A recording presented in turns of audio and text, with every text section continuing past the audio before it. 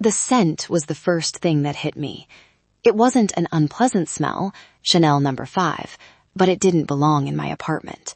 My apartment, my sanctuary, smelled of sandalwood and crisp linen, the kind of sterile, peaceful atmosphere I had worked 80-hour weeks as a tax auditor to afford. Chanel No. 5 was the scent of chaos. It was the scent of my mother, Linda. I stood in the entryway of my Denver condo, my keys still clutched in my hand, my knuckles turning white. The silence of the apartment felt heavy, like the air before a thunderstorm. I scanned the living room. To an outsider, everything looked perfect. The beige sectional was spotless. The glass coffee table gleamed under the late afternoon sun. But I have a mind for details. It's what makes me good at my job. I notice when numbers don't align, and I notice when my life has been tampered with. The throw pillow on the left side of the couch was tilted at a 45-degree angle. I always leave it vertical. The blinds were pulled down 2 inches lower than I left them this morning. My heart began a slow, rhythmic thud against my ribs. You're being paranoid, Audrey, I told myself. You're just tired. It's tax season. I walked into the kitchen, my heels clicking sharply on the hardwood. I opened the refrigerator. My meal prepped containers, usually stacked by day of the week, were shuffled. Wednesday was behind Friday. A jar of pickles I hadn't bought was sitting on the top shelf. I pulled out my phone and dialed. It rang 3 times before she picked up. Audrey, honey? Did you get off work early?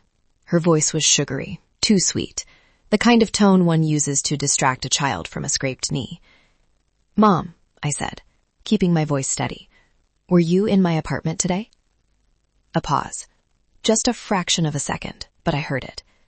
Don't be ridiculous. Why would I be in your apartment? I've been at the club all day with your father. The apartment smells like your perfume, and someone moved my groceries. Oh, for heaven's sakes, Audrey, you're sounding like you did in college. Are you stressed? Are you taking your vitamins? You know how you get when you work too hard. You start imagining things. Gaslighting. It was her native language. For a second, just a second, I doubted myself. Maybe I did move the pickles. Maybe the smell was lingering on my coat from when I saw her last week. I'm not imagining things, Mom. If you have a key, I need it back. I don't have a key. You hurt my feelings accusing me like this, after everything we do for you. She hung up. I stared at the phone, a knot of guilt tightening in my stomach. That was the cycle. They cross a boundary, I call them out. They deny it. I feel guilty. I apologize. It had been the rhythm of my life for 34 years. I went into the bathroom to wash my face, trying to scrub away the anxiety. I reached for a tissue to dry my hands and tossed it into the small wicker wastebasket by the sink. That's when I saw it. Buried slightly under a used cotton pad was a cigarette butt, a Marlboro Red. I don't smoke. My mother doesn't smoke. But my brother, Tyler, does. Tyler, the golden child, the 30-year-old aspiring DJ who still lived in my parents' basement and who had borrowed $2,000 from me last Christmas for a car repair that never happened. Rage, hot and sharp, replaced the guilt. They weren't just here. They were making themselves at home. They were bringing him here. My sanctuary wasn't just violated. It was a party venue for the people who had joined me for a decade. I walked back to the living room, my eyes scanning every surface with forensic intensity. Why were they here? Just to snoop? To eat my food? It didn't make sense. Tyler wouldn't come all the way across town just to use my bathroom. I checked my jewelry box on the dresser. My grandmother's pearls were still there. My emergency cash envelope in the drawer, still there. Nothing was missing. That scared me more than a robbery. A thief takes what they want and leaves. Family stays. Family feels entitled to the space itself. I sat on the edge of my bed, the silence of the apartment now feeling like a threat. I wasn't safe here. The lock on the front door, the heavy deadbolt I had paid extra for, it was useless. Because the intruders weren't strangers. They were the people who shared my DNA. I looked at the cigarette butt again. It wasn't just trash. It was a flag planted on conquered territory. They didn't respect me enough to even hide the evidence properly. They thought I was too stupid to notice, or too weak to do anything about it. I pulled out my phone again. I didn't call my mom back. Instead, I opened my bank app. I checked my balances. Everything looked normal, but the feeling in my gut, the instinct that had saved me from bad audits and worse boyfriends, was screaming, check everything. I was right to be worried, but standing there in my bathroom, staring at that Marlboro Red, I had no idea that a dirty bathroom floor was the least of my problems. I didn't know yet that they weren't just invading my privacy. They were coming for my future. To understand why a cigarette butt in my trash can made me feel like the sky was falling, you have to understand the role I was assigned at birth. In the Morgan family production, Tyler was the star, my parents were the directors, and I was the producer, the one who quietly funded the show and cleaned up the mess behind the scenes. Growing up, it was subtle.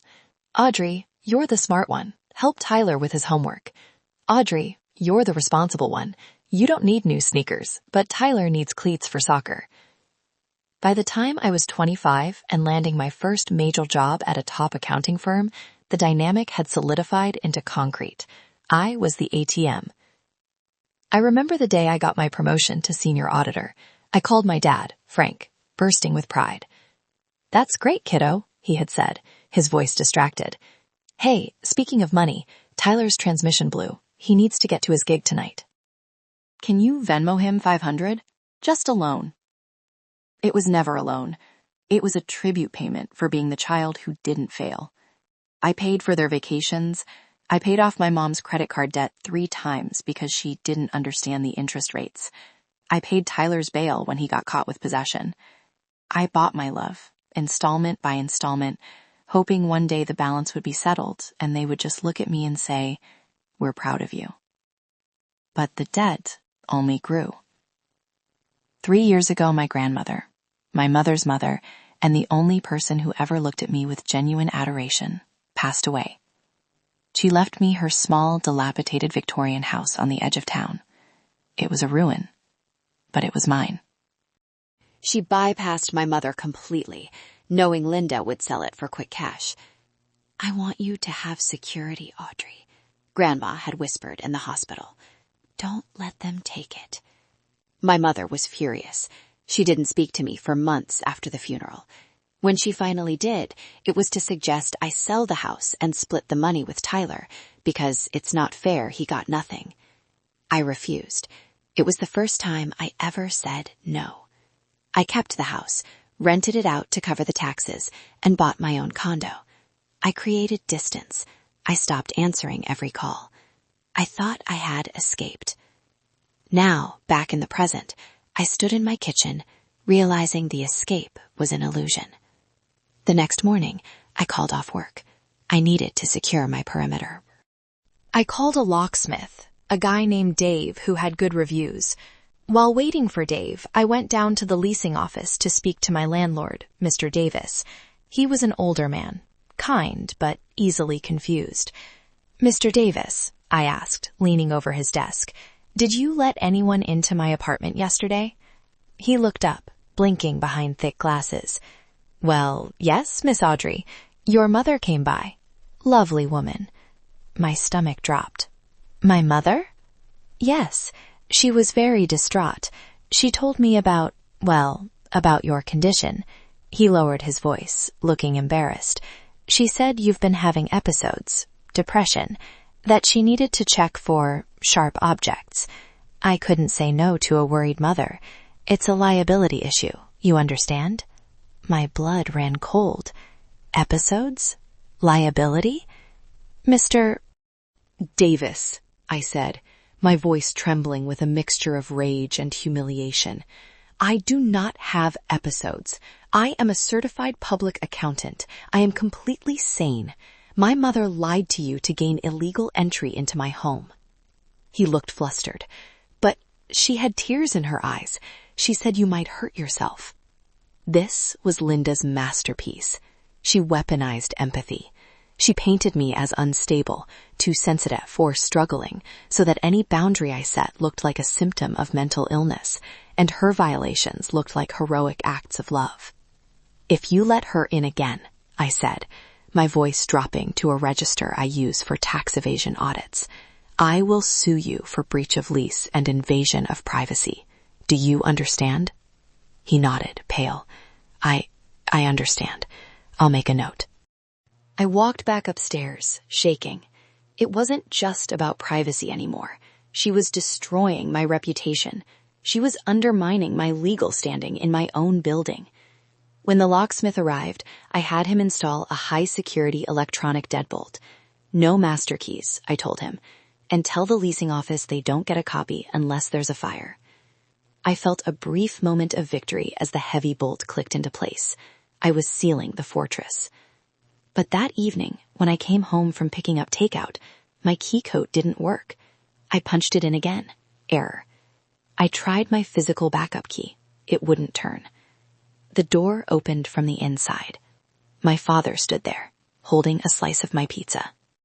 Behind him, on my couch, Tyler was playing video games on my 65-inch TV, his feet, shoes on, resting on the coffee table. My mother was in the kitchen, humming. "Hey, kiddo," Dad said, stepping aside. The lock was acting funny, so I had Tyler fix it. He's handy like that. I stood in the doorway, the takeout bag slipping from my fingers. They hadn't just broken in. They had changed the locks on me, in my own house. "What are you doing?" I whispered. Mom popped her head out of the kitchen, holding a glass of my expensive Chardonnay. "Oh, Audrey, don't be dramatic. We just wanted to surprise you with a family dinner. We haven't seen you in ages." She smiled, but her eyes didn't match the warmth of her voice. Her eyes were calculating, scanning me, assessing my defenses. "You changed my locks," I said, stepping inside. The air smelled like stale smoke and expensive wine. "We improved them," Tyler called out, without looking away from the screen. "That digital crap you bought was cheap. I put in a heavy-duty one. Don't worry, I made copies for everyone." Copies for everyone. My sanctuary was gone. The violation was total. There is a moment in physics where pressure builds until the structure either explodes or crystallizes into something harder. Standing in my living room, watching my brother wipe grease on my upholstery, I felt the explosion coming. But then I looked at my mother. She was watching me, waiting. She wanted the explosion. She wanted me to scream, to cry, to stomp my feet. If I screamed, I was the unstable daughter she had warned the landlord about. If I cried, I was the weak child who needed her mommy. I took a breath. I held it. And then, something inside me snapped. It wasn't a loud snap. It was the sound of a heavy steel door slamming shut on my emotions. The tears evaporated. The shaking in my hands stopped. The need for their approval, which had driven me for decades, simply vanished. I didn't see my parents anymore.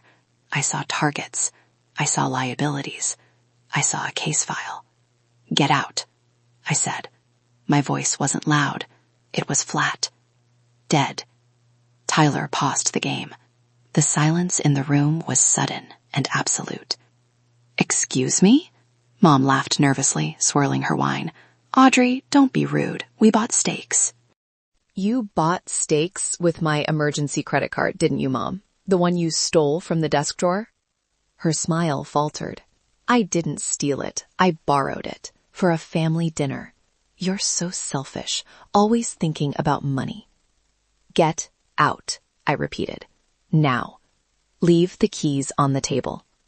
"Or what?" Tyler stood up, puffing out his chest. "You gonna call the cops on your own family?" Mom was right. You really are losing it. "I am asking you to leave my property," I said, walking over to the door and holding it open. Dad stood up, wiping his mouth.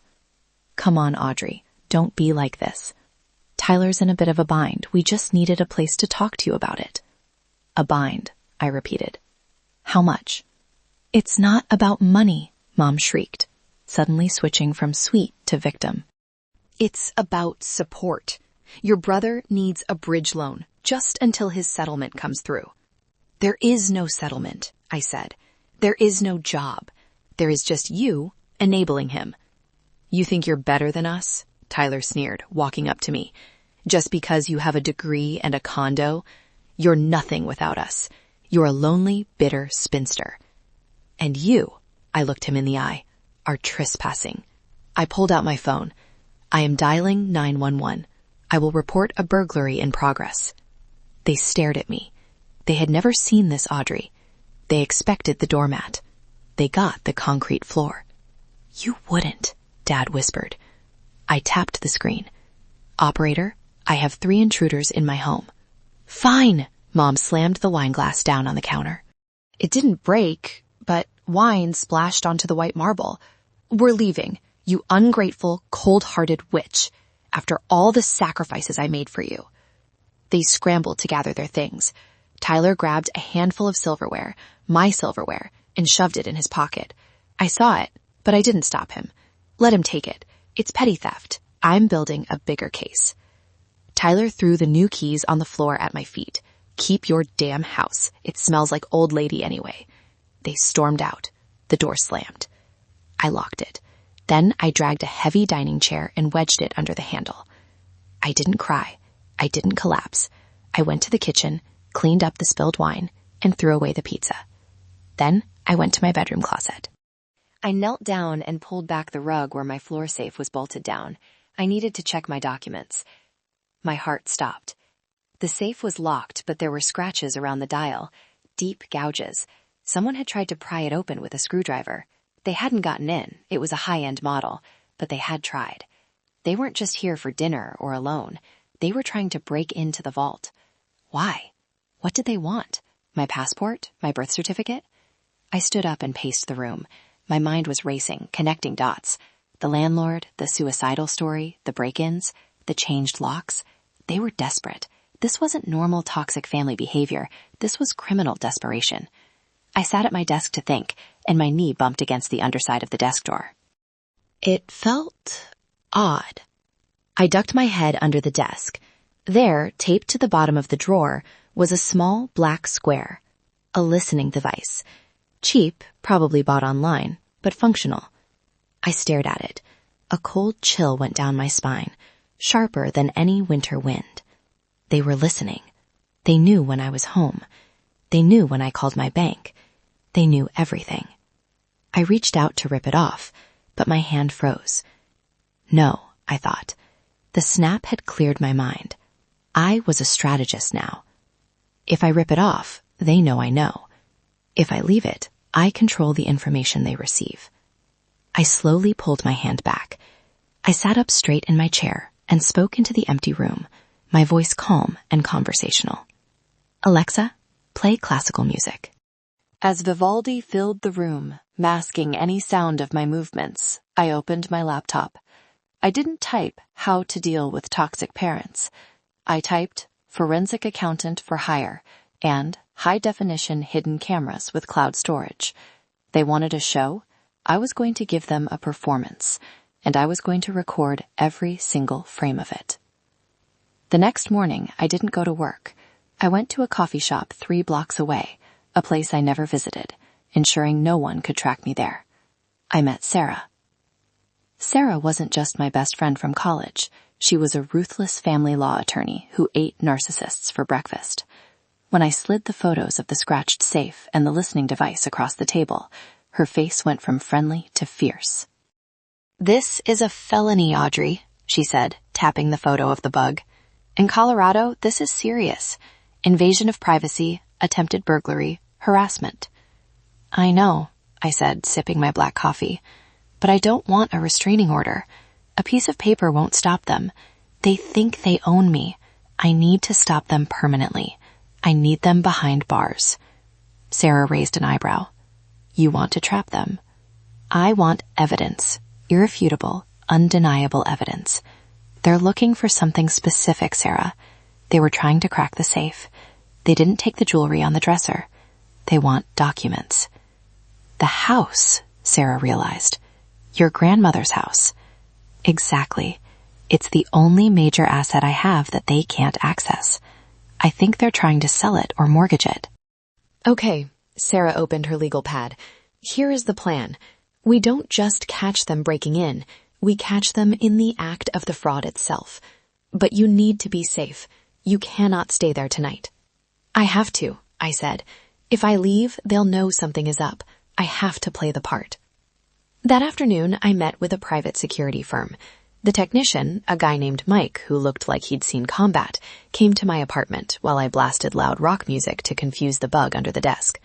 These are pinhole cameras, Mike mouthed, showing me tiny lenses that looked like screw heads.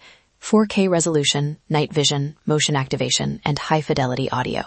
The feed goes directly to a secure cloud server. I'll put one in the living room, one in the kitchen, and one focused directly on the safe. Do it, I mouthed back. We staged it perfectly. While Mike worked, I paced around the room talking on the phone to work, really just a recorded line. Yes, the Chicago audit, I said loudly, directing my voice toward the bug under the desk. I understand. I have to leave tomorrow morning? For a whole week? Okay, I'll pack tonight. Yes, I'll bring all the files. I smiled grimly at Mike. The bait was set. My parents thought I was leaving for a week. They thought the apartment would be empty. They thought they had a 7-day window to find whatever they were looking for. That night, I packed a suitcase. I made a show of it, letting the zippers zip loudly. I muttered to myself about flight times, but inside I was terrified. What if they came tonight? What if Tyler was waiting in the parking lot? I didn't sleep. I lay in bed, clutching a pepper spray canister, listening to the creaks of the building. Every sound felt like an invasion. The psychological toll was heavy. My home, the one place where I should be able to drop my guard, had become a battlefield. But the fear was fuel.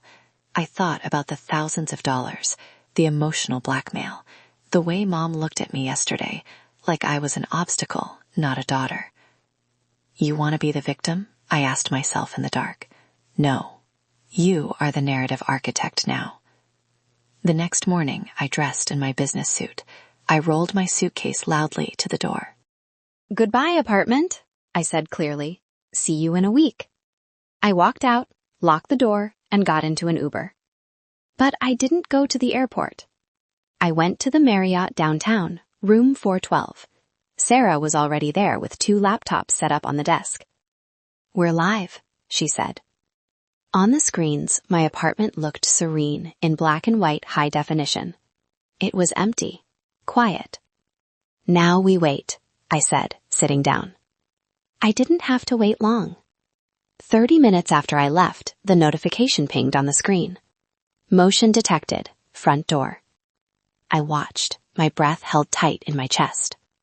The door didn't open with a key. It shimmied. Someone was picking it, or using a bump key. Tyler. The door swung open. In walked my mother, my father, and Tyler. They didn't look nervous. They looked triumphant. I told you she bought it. Tyler laughed, his voice crystal clear through the hidden microphone. He kicked the door shut. Stupid bitch. She thinks she's so smart. Focus, Tyler, my dad said. It was the most authoritative I'd heard him sound in years. We don't have much time. The lender needs the documents by 5 p.m. if we want the wire transfer to hit by Friday. Lender, I whispered to Sarah. Wire transfer. They aren't selling the house, Sarah noted, typing furiously. They're taking a loan out against it. Check the bedroom first, Mom commanded. She was wearing rubber gloves. Rubber gloves. She probably moved the deed to the safe, but check the file cabinet. I watched my family tear my sanctuary apart. They pulled books off shelves. They dumped my underwear drawer onto the floor. They weren't cleaning. They were looting. It was sickening. It was like watching an autopsy of my own life. But it was also the most validating moment of my existence. I'm not crazy, I whispered, tears pricking my eyes. Not from sadness, but from relief. I was never crazy. No, Sarah said, squeezing my shoulder. You are the victim of a conspiracy, and we are about to bury him. The hotel room was cold, the air conditioning humming a low drone, but I was sweating. On the screen, the violation continued. It was 10 a.m. They had been in my apartment for an hour. I can't find it, Tyler yelled, throwing my jewelry box across the room. Pearls scattered across the floor. My grandmother's pearls. He stepped on them, crushing one into dust. I flinched. Sarah reached out and paused the recording for a second to mark the timestamp. Property damage, she murmured. Add it to the list. Keep looking, Mom screeched from the kitchen. It has to be here. She wouldn't put it in a safe deposit box. She's too lazy to go to the bank during work hours. Lazy? I worked 60 hours a week so she could play tennis. The irony tasted like bile. Found the passport, Dad called out. He was in my closet. My stomach nodded. My passport. My identity. Good. Mom walked into the frame. We need that for the notary. Did you find the Social Security card? Yeah, it was in the tax file, Dad said, holding up my sensitive documents like trophies. Okay, Mom said, her voice dropping lower. Now, the deed. We need the original deed to the Victorian house. The hard money lender said a copy won't work for a second mortgage of this size. How much are they trying to get? I asked the screen, horrified. $250,000, Tyler said, answering my question as he walked back into the living room. Man, once we get that $250,000, I'm gone. Vegas, baby. No more of this nickel and dime crap. You are paying off your debts first, Dad warned. Vinny said if he doesn't get the $50,000 by Monday, he's coming for the house. The twist. The pieces clicked together. Oh my God, I gasped. It's not just greed. It's fear. Tyler owed money to loan sharks, $50,000. My parents weren't just trying to get rich. They were trying to save their golden child from getting his legs broken, and they were willing to burn my entire financial future to do it.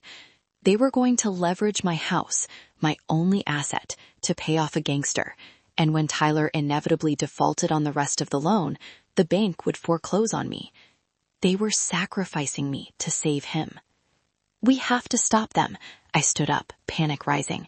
They have my passport. They can fake my identity. Sit down, Sarah ordered, her voice sharp. If you go there now, it's a domestic dispute. The police will show up, separate you, and tell you to handle it in civil court. We need them to commit the fraud. We need the attempt to be undeniable. They are going to open the safe, I said, pointing at the screen. Tyler was kneeling by my floor safe. He held a stethoscope, a ridiculous movie-like prop, but then he put it down and pulled out a sleek electronic device. What is that? I asked. An autodialer, Sarah said, impressed. Where did your brother get that? Probably the same people he owes money to, I realized. We watched in silence as the machine whirred. My parents stood over him, anxious. Hurry up, Mom hissed. She might have neighbors watching. Relax, Ma. She's in Chicago. We own this place for the next 6 days. Click. The sound came through the speakers clearly. The safe handle turned. My heart hammered against my ribs. Open. Tyler pulled the heavy door open. He reached in. He pulled out a thick stack of papers. The deed. The original deed to Grandma's house. Bingo! Tyler shouted, holding it up. Mom snatched it from him. She flipped through the pages, her eyes manic. Yes, this is it. Oh, thank God, we're saved. We're saved, I repeated, watching the woman who gave birth to me celebrate robbing me blind. She doesn't care about me at all. I'm just collateral damage. Audrey, Sarah said softly. Look at the time. It's 11:30. Banks close at 5. They are going to try to execute this loan today. What do we do? Sarah smiled, a shark-like grin. We let them go to the bank. I know the branch manager at First National, where you bank. I'm going to make a call. We aren't going to arrest them in your apartment, Audrey. We are going to arrest them at the teller window. No, I said, a new idea forming. A colder idea. Not yet. If we arrest them now, they'll claim they were just safekeeping the documents. They haven't signed anything yet. They haven't forged my signature. Sarah looked at me. You want them to sign? I want them to commit federal bank fraud, I said. I want to bury them under so much paper they never see sunlight again. I picked up my phone. I'm going to make sure they feel safe. I'm going to call Mom. Risky, Sarah warned. Necessary. I dialed. On the screen, I saw Mom freeze as her phone rang. She looked at the screen. Audrey. She shushed Tyler and Dad. She put on her mom voice. "Hello, sweetie. Did you land safely?" "Hi, Mom," I said, my voice steady. "Yes, just got to the hotel in Chicago. It's freezing here. I just wanted to let you know I'll be busy with meetings all day, so I might not answer my phone until tonight." Mom winked at Dad. "That's fine, honey. You focus on your work. We are just heading out to run some errands. Love you." "Love you too," I said. She hung up and burst out laughing. Hook, line, and sinker. She's out of the loop all day. We have time. They began to pack up the documents. They took my passport, my social security card, the deed, and for good measure, Tyler grabbed a bottle of expensive scotch from my shelf. They left the apartment. I stared at the empty room on the screen. It looked raped, violated. "Let's go," I told Sarah. "We have work to do." While my family was driving to whatever shady lender or notary they had lined up, Sarah and I initiated phase 2, damage control and evidence consolidation. First, Sarah called her contact at the credit bureaus to put a freeze on my credit, but with a specific instruction to flag the activity, not block it immediately so we could trace the inquiry. Then we called Detective Miller. Miller was an old-school cop Sarah had worked with on domestic violence cases. He met us at the hotel, skepticism written all over his face until we played the video. He watched Tyler crack the safe. He heard the 50 grand to Vinny comment. He saw my mother holding my deed. "Jesus," Miller muttered, rubbing his jaw. "This isn't just theft. This is conspiracy, mortgage fraud, identity theft. And if that Vinny guy is involved, potentially RICO implications. Can we arrest them?" I asked. "I can pick them up now for B&E, Miller said. "But like you said, if you want the fraud charges to stick, we need the paperwork. Do you know where they are going?" "I heard them mention a hard money lender on 12th Street, I said, recalling a snippet of audio I had missed earlier. "East Side Lending." Miller nodded. "Shady outfit. They don't ask too many questions as long as the notary stamp looks real." "They have my passport," I said. "They have someone pretending to be me?" "Or your mother is going to try to pass as you," Sarah suggested. "She looks enough like you with a wig." The thought made me nauseous. "Here is the plan," Miller said. "I can't raid the lending office without a warrant, and that takes time. But I can wait for them to come back to your apartment. They think you're gone for a week. They'll come back to put the deed back or to steal more stuff." "They'll come back," I agreed. Tyler left his jacket. "We wait," Miller said. "Let them dig their own grave." Miller left to organize a surveillance team.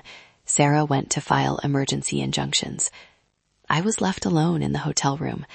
I felt a strange urge. I needed to go back. Not to confront them, but to reclaim the space before the final takedown. I checked the cameras. The apartment was empty. They were still out committing crimes. I put on a baseball cap and sunglasses. "I'm going to the apartment," I texted Sarah. "Are you crazy?" she replied instantly. "They are at the lender. I need 20 minutes. I need to get something." I took an Uber back. I entered through the back service entrance, avoiding the lobby. My keys still worked. The digital code they hadn't managed to change yet. I stepped inside. The smell of Chanel No. 5 was overpowering now, mixed with Tyler's stale cigarette smoke and the alcohol they had spilled. The apartment was a wreck. Drawers pulled out, papers everywhere. I walked to the safe. It was open, gaping like a wound. I didn't touch anything. I couldn't contaminate the crime scene. I went to the kitchen. On the counter, I saw a notepad. My mother's handwriting. She had been practicing my signature. Audrey Morgan, Audrey Morgan, Audrey Morgan. Dozens of attempts. It looked terrifyingly accurate.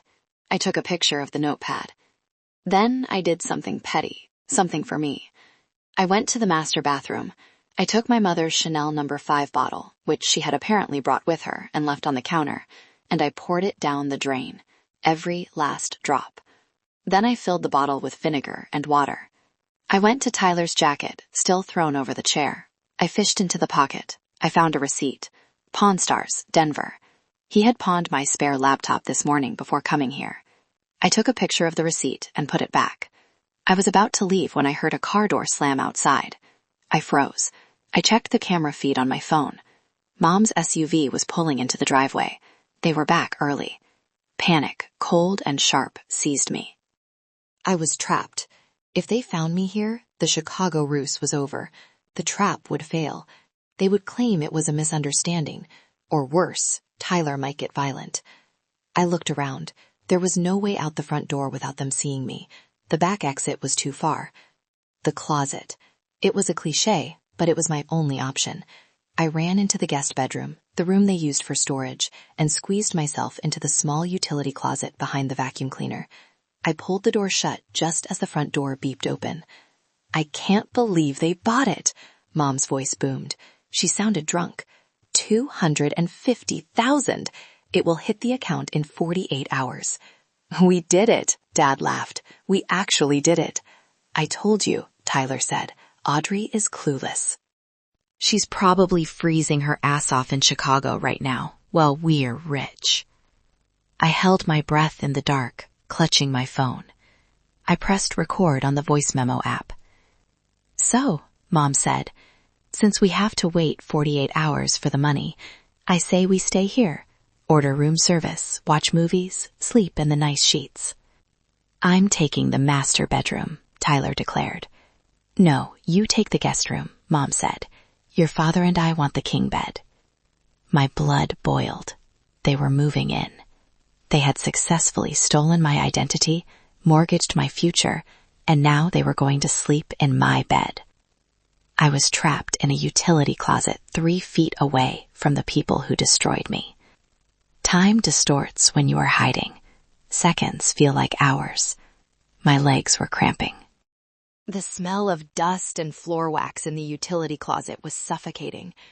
Through the thin drywall, I heard them celebrating. The pop of a cork, another bottle of my wine, the sound of the TV blaring. "Turn it up," Tyler yelled. I checked my phone. 4 p.m. I messaged Sarah. "Trapped in utility closet. They are back. Do not call." 3 dots appeared. "I'm calling Miller. Stay quiet." I didn't want Miller to bust down the door yet, not while I was hiding like a frightened child. I needed to get out on my own terms. I waited until 6 p.m. The sounds of celebration had turned into the sounds of napping. Dad was snoring on the couch, a sound I recognized from childhood. Mom was in the shower. My shower. Tyler was the wild card. I could hear him pacing in the kitchen, talking on the phone. "Yeah, Vinny, I got you. Friday, I swear. The wire's pending. No, don't come here. I'm at a safe house." He sounded terrified. Good. Eventually, Tyler went onto the balcony to smoke. This was my chance. I eased the closet door open. It creaked. I froze. Dad snorted in his sleep, but didn't wake up. I crept out of the guest room. I was in the hallway. The bathroom door was closed, water running. Mom was occupied. Dad was asleep. Tyler was outside. I moved like a ghost in my own home. I reached the front door. I unlocked it silently. As I slipped out, I realized I had left my phone charger plugged in on the kitchen island. A distinct, bright pink charger. If they saw it, they'd know someone had been there after they left for the bank. I hesitated. Go back or risk it? Risk it. If I went back, I might face Tyler coming in from the balcony. I slipped out the door and let it click shut softly. I sprinted down the hallway to the elevator, my heart pounding so hard I thought I might pass out.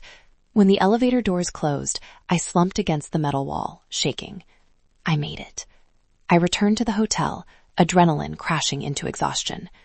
"We have them," I told Sarah. "They admitted the wire transfer is pending. They signed the papers." "Miller is ready," Sarah said, "but he wants to wait until the money actually hits the account. That makes it completed fraud versus attempted fraud, higher sentencing guidelines." "Friday," I said. "We wait until Friday." For the next 2 days, I lived in purgatory. I watched them on the cameras. I watched them eat my food. I watched Mom wear my silk robe. I watched Tyler try to guess the password to my computer. He failed. It was a slow-motion violation. But with every hour, my resolve hardened. I wasn't sad anymore. I was disgusted. I saw them for what they were, parasites. On Thursday night, the situation escalated. I saw Mom on the phone. She looked pale. "What do you mean you need a verification call?" she asked. She put the phone on speaker. It was the lender. Ms. Morgan, due to the size of the loan, we need a verbal confirmation from your employer, just a standard check to ensure you are currently employed at the firm listed. My heart jumped. I was the employer listed, or rather my firm was. Oh, Mom stammered. I'm on vacation. Can it wait until next week? I'm afraid not, the loan officer said. We can't release the funds without employment verification. It's federal regulation. Mom hung up. Damn it. What? Dad asked. They need to call her work. If they call her work and she's not there, or if they ask to speak to her, we have to intercept the call, Tyler said. How? We call Audrey, Mom said. We tell her there's an emergency. We get her to call the bank and authorize us. She won't do that, Dad said. She will if she thinks I'm dying, Mom said. Her face twisted into a mask of pure evil. I watched in horror as Mom picked up her phone. My cell phone rang in the hotel room. Mom. I stared at it. Answer it, Sarah said. Play the game. I picked up. Hello? Audrey. Mom sounded breathless, frantic. Oh God, Audrey, you have to help. It's your father. He collapsed. I looked at the screen. Dad was sitting on the couch, eating a bag of chips. What?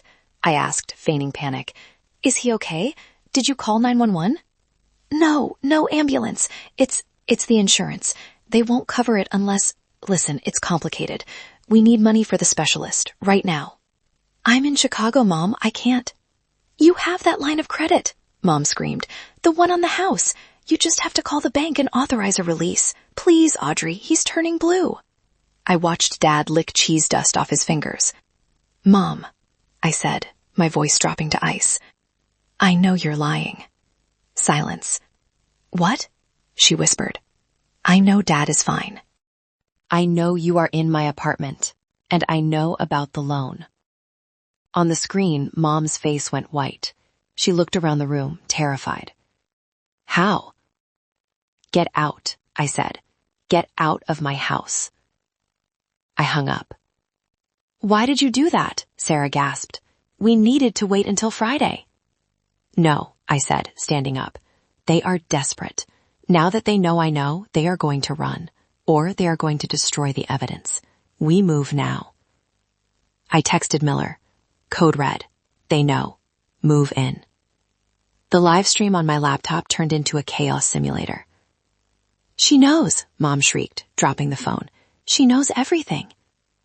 How? Dad stood up, chips flying everywhere. Is she here? Tyler ran to the window. I don't see her. She must have cameras. I told you. I felt like I was being watched. We have to go, Dad said, grabbing his coat. If she knows, she called the cops. We can't go, Tyler yelled. I need that money. Vinny is going to kill me. Forget the money, you idiot. We're going to jail. Mom started grabbing the papers, the deed, the passport, and shoving them into her bag. Leave it, Dad yelled. Just run. I'm not leaving the deed, Mom screamed. It's my house. My mother should have left it to me. It was the confession we needed, recorded in 4K audio. I was already in the car with Sarah, speeding toward the apartment. Miller and the patrol units were 2 minutes out. They are trying to flee, I told Miller over the Bluetooth. Tyler is armed. Maybe not a gun, but he has a knife. Be careful. On the screen, the situation spiraled. Tyler grabbed Mom. Give me the deed, he shouted. I can still sell it on the black market. I know a guy. Get off me, Mom fought back. They were wrestling, mother and son, fighting over the scraps of my life. Dad was already out the door, the coward. He was running for the elevator. Then the sound of sirens. Wailings cut through the audio feed. Blue and red lights flashed against the living room window. Cops! Tyler yelled. He let go of Mom. He ran to the kitchen and grabbed a steak knife.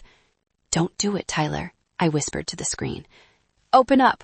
Police! Miller's voice boomed from the hallway. The door, the one with the lock Tyler had so proudly installed, shuddered as a battering ram hit it. Bam! We're innocent! Mom screamed, throwing the papers in the air.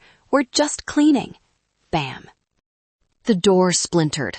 Police swarmed the room. Hands! Let me see your hands! I saw Tyler hesitate. He looked at the knife. He looked at the cops. For a second, I thought he was going to suicide by cop. Drop it!" He dropped the knife. He fell to his knees, sobbing. "I didn't do it. It was her idea. It was Mom's idea." They were cuffed. Mom was wailing, her makeup running, looking every bit the tragedy queen. Dad was dragged back in from the hallway, looking small and pathetic. I pulled up to the curb just as they were being let out. There was a crowd of neighbors. Mr. Davis, the landlord, was there, looking horrified. I stepped out of Sarah's car. I adjusted my blazer. I walked past the police tape. Mom saw me. "Audrey!" She screamed, lunging forward, restrained by an officer. "Audrey, tell them it was a misunderstanding. We were just surprising you." I stopped. I looked at her. I looked at the handcuffs. I looked at the Chanel bag she had stuffed my documents into. Officer Miller walked over to me. "Ms. Morgan, we secured the scene. We have the documents. We have the video evidence you sent. It's a slam dunk." "Audrey," Mom pleaded, "I'm your mother. You can't let them take me." Tyler was glaring at me. "You set us up, you bitch. You set us up." I walked up to them. I stood just out of spitting distance. "I didn't set you up," I said, my voice calm, finally free of the weight I'd carried for 30 years. "I just turned the lights on." "Officer," I said to Miller, turning my back on them, "I'd like to press charges. All of them." "No!" Mom screamed as they shoved her into the patrol car. "You owe me! You owe me everything!" As the doors slammed shut, silencing her, I felt a strange sensation in my chest. It wasn't happiness. It wasn't joy. It was the ability to breathe. The apartment was a crime scene now. I couldn't sleep there. But as I looked up at the window, knowing my cameras were still rolling, recording the empty, silent aftermath, I knew one thing. The narrative was mine now. The silence of a police station is different from the silence of an empty apartment. It's a busy silence, filled with the scratching of pens, the hum of fluorescent lights, and the low murmur of people having the worst days of their lives. I sat on a hard plastic chair, holding a styrofoam cup of lukewarm coffee, watching Detective Miller type up the arrest report. It had been 3 hours since they hauled my family out of my apartment. 3 hours since I watched my mother, the woman who used to critique my posture at dinner parties, get shoved into the back of a squad car screaming like a banshee. You would think I'd feel sad. That's what society tells you, right? That's your mom. You should be devastated. But as I sat there, watching Miller catalog the evidence bags, Bag A, the forged deed, Bag B, my passport. Bag C, the steak knife Tyler had grabbed. I didn't feel sadness. I felt lighter. I felt like I had just set down a backpack filled with bricks that I'd been carrying since I was 5 years old. Miller looked up from his computer. He looked tired, but he offered me a small, grim smile. "You did good, Audrey," he said, sliding a paper across the desk. "Most people cave. Most people drop the charges before the ink is dry, because family is family. But this is solid." I looked at the paper. It was the preliminary list of charges. Burglary in the first degree, identity theft, attempted grand larceny, conspiracy to commit fraud, possession of a weapon with intent for Tyler. "They aren't getting out tonight," Miller said. "The judge set bail at $500,000 for your mother and father, and denied bail for Tyler because of the weapon and his flight risk. They're in the system." "Did they say anything?" I asked, my voice steady. Miller sighed, leaning back in his chair. "Your mother is claiming you authorized it verbally. She's sticking to the lie. Your father is crying, saying he just went along with it. And your brother? He's trying to cut a deal. He's telling anyone who will listen that he owes $50 grand to the mob, and that this was all your parents' idea to save his life." I laughed. It was a dry, sharp sound. "Of course. The golden child is tarnished, so now he's throwing them under the bus." "We also found this in your mother's purse," Miller said, pulling out a small velvet notebook. She had a list, a budget. I took the notebook. I recognized it. It was the one she used to plan her garden parties. I opened it to the page marked with today's date. Loan proceeds, $250,000. Pay off Tyler's debt, $50,000.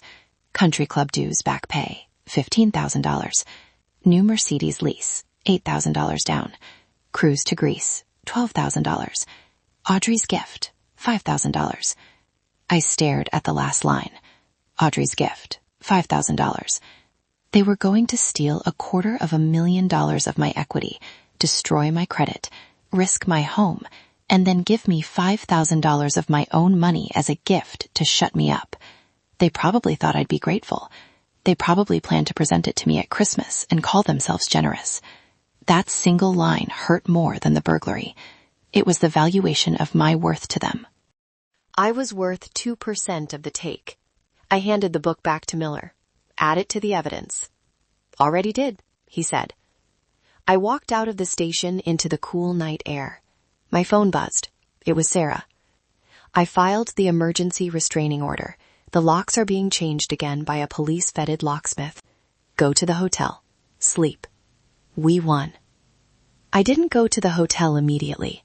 I stood on the sidewalk, looking at the city lights. I realized that for the first time in my life, I wasn't afraid of my phone ringing. I wasn't afraid of the guilt trip. I wasn't afraid of the emergency that would drain my savings. I had drawn a line in the sand, and when they crossed it, I didn't back down. I buried them. This is the moment where everything changed for me. It wasn't just about saving money or a house. It was about reclaiming my reality. I know so many of you watching this are the responsible ones in your families. You're the ones who fix everything, pay for everything, and get treated like the villain the moment you say no. It takes an incredible amount of strength to stand alone when the people who are supposed to love you are the ones attacking you. If you are still watching, if you are fighting this battle or have fought it, I want you to know you are a warrior. Please take a second to hit that like button and comment the number 1 below. Let me see you. Let me know I'm not just talking to a screen, but to a community of survivors who understand that sometimes walking away is the only way to survive.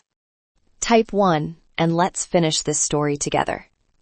Because as I stood there on that sidewalk, I thought the worst was over. I thought I knew the full extent of their betrayal. I was wrong. The rabbit hole went so much deeper. The next morning, the sun rose over Denver, bright and indifferent. I was running on caffeine and adrenaline. The immediate threat was contained. My family was in county jail, wearing orange jumpsuits that definitely didn't match my mother's complexion, but the cleanup had just begun. Sarah met me at my bank at 9 a.m. We weren't there to celebrate. We were there for a forensic audit. We need to check everything, Audrey, Sarah said, as we sat in the glass-walled office of the branch manager. If they were willing to forge a deed, what else have they forged? We started digging. We pulled credit reports from all 3 bureaus. We pulled tax transcripts from the IRS. At first, it seemed like I had caught them in time. My credit score was battered by the hard inquiries from the loan sharks and the hard money lender they visited, but there were no new open accounts. See? I exhaled, rubbing my temples. I stopped them. Wait, Sarah said. She was looking at a document from the IRS, a transcript of my tax returns from 5 years ago. Audrey, did you receive a K-1 form 5 years ago? A K-1? No, that's for trust income or partnerships. I'm a W-2 employee. Sarah turned the laptop toward me. According to the IRS, you received a distribution of $120,000 from the Eleanor Vance Education Trust 5 years ago. The tax was paid on it, but the distribution was made to an account ending in 4590. My blood ran cold. Eleanor Vance was my grandmother. I didn't know there was a trust, I stammered. Grandma left me the house, that was it. She told me the rest went to charity. The house was in her will, Sarah explained, her eyes scanning the data rapidly. But this trust, this was separate. It looks like it was set up to pay out when you turn 29, the age of maturity. 5 years ago, I was 29. That was the year I was struggling to pay off my student loans. That was the year I ate instant noodles for dinner so I could afford to fix the roof on Grandma's house. I never got that money, Sarah. I know, she said grimly, because account 4590 isn't yours. She typed furiously, pulling up a cross-reference from the bank's internal database. The manager was helping us now, horrified by the situation. Account 4590, the manager said, reading the screen. Joint account. Holders, Linda Morgan and Frank Morgan. The room spun. They didn't just try to steal my future with the house mortgage. They had already stolen my past. Get me the withdrawal slip, I commanded, my voice trembling with a rage so pure it felt like white heat. I want to see the signature authorizing the transfer. The manager printed it out. A scanned copy of a document from 5 years ago. Beneficiary authorization for release of funds. There at the bottom was my signature, Audrey Morgan. But it wasn't my signature. The A was too looped. The Y didn't tail off correctly. It was the same handwriting I had seen on the notepad in my kitchen 2 days ago. My mother had forged my signature 5 years ago to drain the inheritance my grandmother left for me. $120,000, I whispered. Do you know what that money would have done for me? I could have paid off my student loans. I could have fixed the house properly. I wouldn't have had to work 80-hour weeks until my hair fell out from stress. They stole your safety net, Sarah said softly. They watched you struggle, Audrey. They watched you cry about bills, and they sat on a pile of your money and bought what? I remembered that year. That was the year my parents joined the Platinum Club at the golf course. That was the year they renovated their kitchen with Italian marble. That was the year Tyler got a brand new truck because his old one wasn't safe. They bought their luxury with my security. I stood up. The chair fell over behind me. Add it to the charges, I told Sarah. Grand larceny, fraud, forgery. I want everything. I want them to die in prison. The statute of limitations hasn't run out, Sarah said, a shark-like grin returning to her face. This bumps it up, Audrey. This isn't just a domestic dispute anymore. This is a pattern of predatory financial abuse spanning half a decade. We're talking federal prison time. I walked out of the bank. I needed air. I felt violated in a way that the break-in couldn't touch. The break-in was about space. This was about time. They had stolen years of my life. Years I spent working myself to the bone to survive, while they spent my money. I got in my car and drove. I didn't go home. I drove to the county jail. I didn't go in. I just parked outside and looked at the gray concrete walls.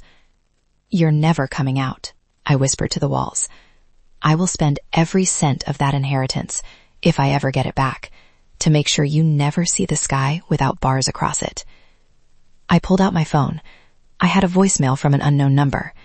It was a collect call from the jail. You have a call from Linda. To accept, press 1. My finger hovered over the button. I wanted to scream at her. I wanted to ask her how she could sleep at night. I wanted to ask her if the Italian marble countertops were worth her daughter's soul. But then I remembered the power of silence. I pressed decline. I blocked the number. The financial twist wasn't just about the money.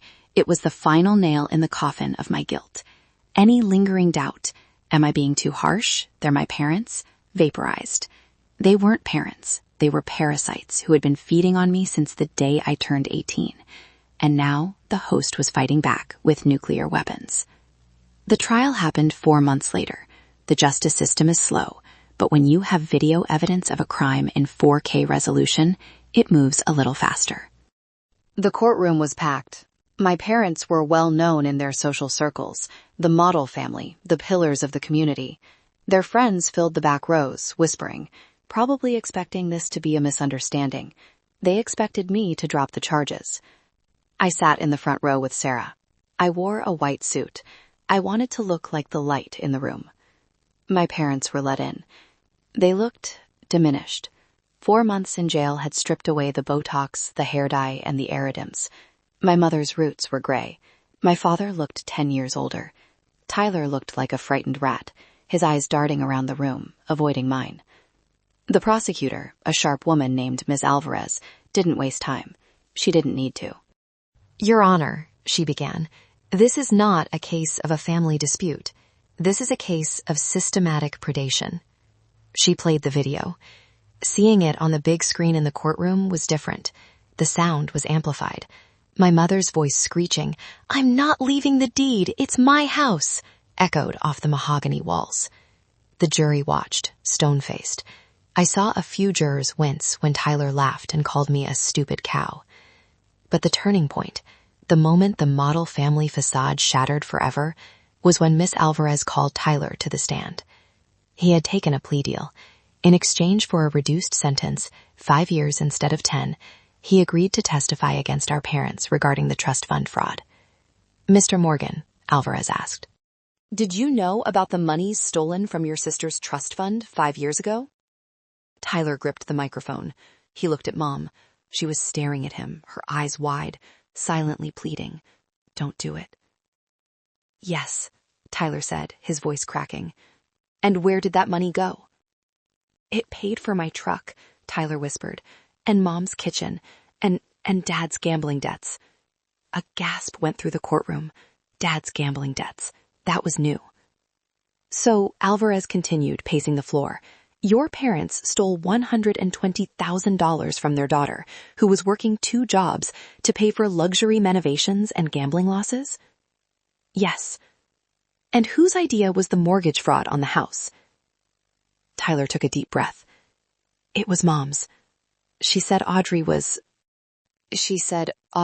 too stupid to notice. She said Audrey existed to serve us." Audrey existed to serve us. The words hung in the air. I saw the judge, a stern woman in her 60s, lower her glasses. She looked at my mother with an expression of pure disgust. My mother stood up. "He's lying," she screamed, forgetting where she was. "I did everything for them. I am a good mother." "Sit down, Mrs. Morgan," the bailiff barked. "No," Mom pointed at me. "She's the ungrateful one. I gave her life. Everything she has is mine." It was over. She had just proved the prosecution's point. She believed she owned me. The jury deliberated for less than 2 hours. Guilty on all counts. The sentencing hearing was immediate. The judge didn't hold back. "Mr. and Mrs. Morgan," the judge said, her voice cutting through the silence, "you have committed the ultimate betrayal. A parent's duty is to protect their child, not to cannibalize them. You treated your daughter as a resource to be harvested. You are not victims. You are predators." The sentence was severe. Frank Morgan, 8 years in federal prison for fraud and grand larceny. Linda Morgan, 12 years. She got more because she was the mastermind and for the identity theft charges. Tyler Morgan, 5 years, with mandatory rehabilitation for gambling addiction. But the sweetest part wasn't the prison time. It was the restitution order.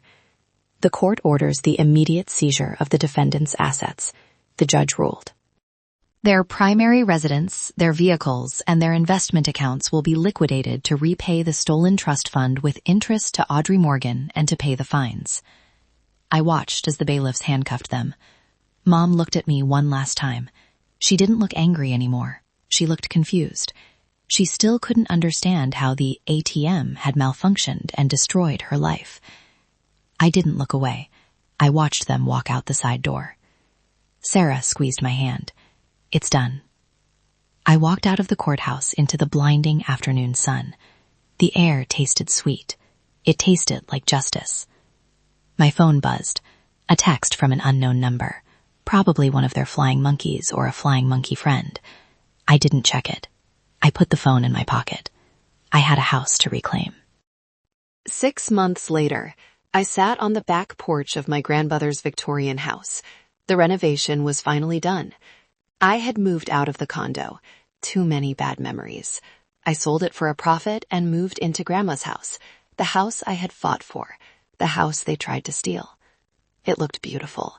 I had used the restitution money, the money from the sale of my parents' house, to restore it. It felt poetic. Their house was sold to save mine. The Italian marble kitchen they bought with my trust fund was gone, liquidated to put a new roof over my head. I took a sip of my coffee. It was a quiet Sunday morning. The only sound was the wind in the old oak trees and the chirping of birds. My phone sat on the table next to me. It rang. Private number. I knew who it was. It was Sunday. Phone Privileges Day at the federal penitentiary.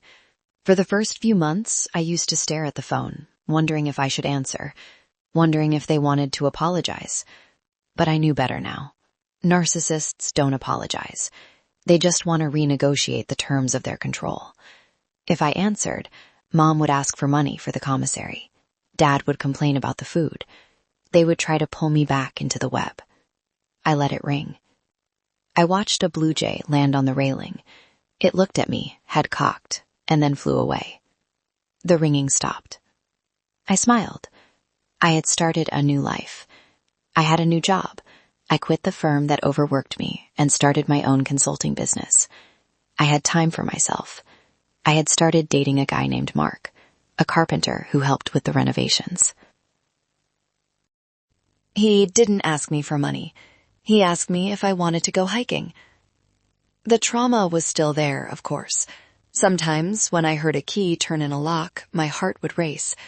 Sometimes I would check my bank account 3 times a day just to make sure the numbers hadn't changed. Healing isn't a straight line. It's a jagged spiral. But I was safe. I picked up my phone and scrolled through the comments on my latest video. This video series, actually. Thousands of you. Thousands of strangers who became my army. Audrey, you inspired me to cut off my toxic dad. Audrey, I finally checked my credit report. Audrey, I'm proud of you. I realized by sharing my story, I had turned my pain into a map for others. I wasn't just a victim, and I wasn't just a survivor. I was a guide. My parents wanted to break me. They wanted to turn me into a permanent servant. Instead, they forged me into steel. They taught me exactly what I was worth by trying to tell me I was worthless. I stood up and walked to the edge of the porch. I looked out over the garden I was planting. Hydrangeas, my grandmother's favorite. I remembered what the therapist told me. Your home isn't safe. Not emotionally, not psychologically. She was right then, but she would be wrong now. My home is safe. My boundaries are iron. And my heart, though scarred, is mine again. I went back inside and locked the door. The sound of the deadbolt sliding home, click, was the most beautiful sound in the world. It wasn't locking me in. It was locking the chaos out. Thank you for listening to my story. It's been a long, hard road, but I'm finally standing in the light. If you've made it all the way to the end, you are truly special to me. Please type the letter A in the comments so I know who the real ones are who stuck with me through the whole journey. And if you have a story of your own, share it. Silence protects the abusers. Speaking up sets us free. Don't forget to subscribe for more stories. Until next time, keep your doors locked and your boundaries high.